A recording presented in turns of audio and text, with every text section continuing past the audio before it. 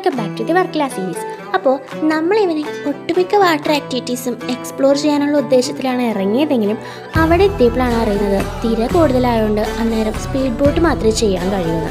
പിന്നെ ഞങ്ങളൊന്നും നോക്കിയില്ല, ടിക്കറ്റ് എടുത്ത് നേരെ അങ്ങ് കയറുമായിരുന്നു. സംഭവം ഇച്ചിരി ഉപ്പുവെള്ളമൊക്കെ കണ്ണിൽ പോയെന്നിരിക്കും, പക്ഷേ അതൊക്കെ അതിൻ്റെ പാർട്ടായിട്ട് അങ്ങ് കരുതണം.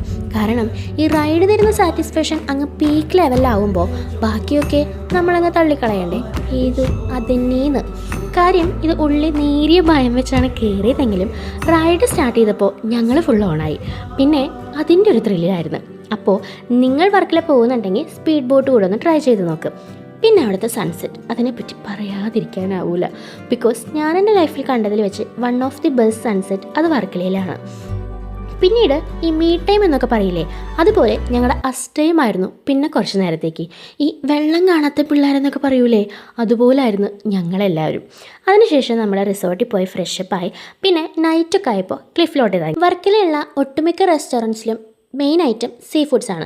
പക്ഷേ ഞങ്ങൾക്കത് അത്ര താല്പര്യമില്ലാത്തതുകൊണ്ട് ഒരു നോർമൽ റെസ്റ്റോറൻറ്റിലാണ് കയറിയത്. ഒട്ടും എക്സ്പെക്റ്റേഷൻ ഇല്ലാണ്ട് കയറിയോണ്ടാണോ എന്ന് അറിയില്ല, ഞങ്ങൾക്കെല്ലാവർക്കും അവിടുത്തെ ഫുഡ് ഒരുപോലെ ഇഷ്ടപ്പെട്ടിരുന്നു.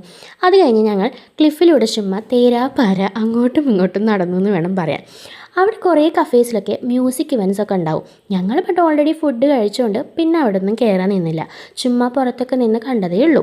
അപ്പോൾ നിങ്ങൾ മ്യൂസിക് കണ്ട് ഫുഡ് എൻജോയ് ചെയ്യാൻ ആഗ്രഹിക്കുന്നുണ്ടെങ്കിൽ ഇതുപോലെ ലൈവ് ഇവൻറ്റ്സ് ഉള്ള റെസ്റ്റോറൻറ്റ്സ് ചൂസ് ആക്കിയാൽ ബെറ്റർ ആയിരിക്കും. അത് കഴിഞ്ഞ് ഞങ്ങൾ മെല്ലെ ഞങ്ങളുടെ റിസോർട്ടിലേക്ക് അങ്ങ് വെച്ച് പിടിച്ച്. ഇടക്കാലത്ത് കാണുന്നവരായതുകൊണ്ട് ഞങ്ങൾക്ക് പറയാനും കേൾക്കാനും ഒരുപാട് കഥകളുണ്ട്. കൂട്ടത്തിൽ കുറച്ച് റീൽസ് എടുക്കണം, ദാ ഇതുപോലെ. അപ്പോൾ അത്രയൊക്കെയുള്ളൂ. ബാക്കി വിശേഷങ്ങൾ നെക്സ്റ്റ് പാർട്ടിൽ പറയാം. Bye bye.